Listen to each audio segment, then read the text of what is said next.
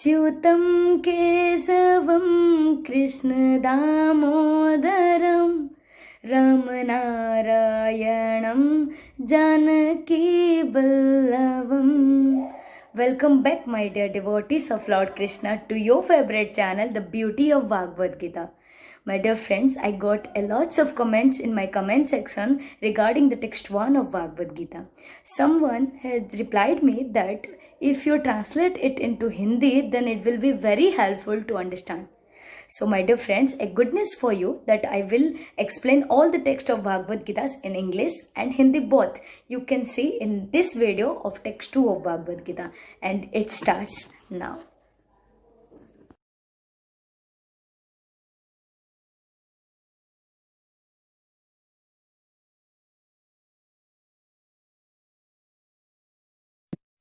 दृष्ट्वा तु पाण्डवानीकं व्यूढं दुर्योधनस्तदा आचार्यमुपसज्ञ राजा वचनं ब्रवीत्.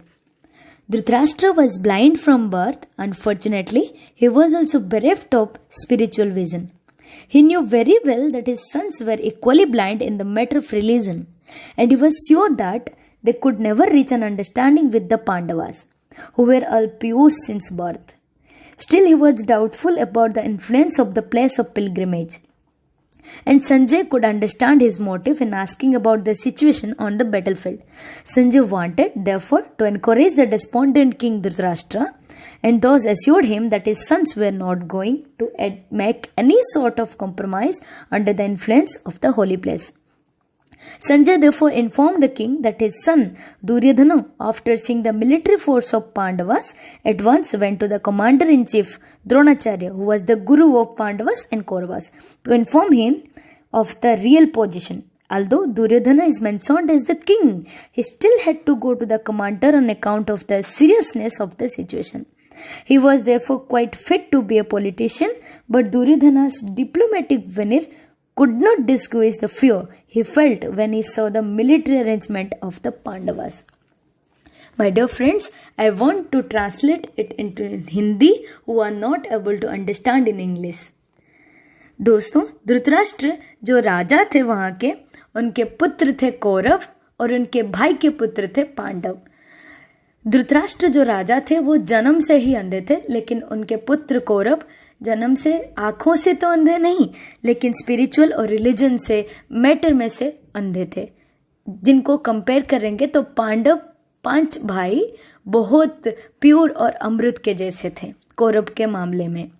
दोस्तों, आप सबको पता ही होगा कुरुक्षेत्र एक ऐसा फील्ड है जहां पे कौरव और पांडवों के अंदर युद्ध होने जा रहा था. जहां पे धृतराष्ट्र तो जन्म से अंधे थे, वो कुछ देख नहीं पा रहे थे, इसलिए वो संजय को पूछ रहे थे वहां पे क्या हो रहा है, वो आप मुझे आके बताएं.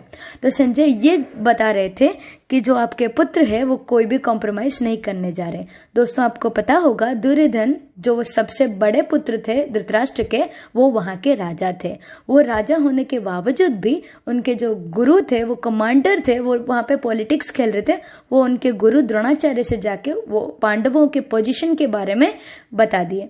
इससे हम सीखते हैं दोस्तों, हम कितना भी बड़े क्यों ना हो जाए, लेकिन हमें अगर पॉलिटिक्स खेल के जीतना है या कुछ भी करना है तो हमारे कमांडर को जरूर बताना है.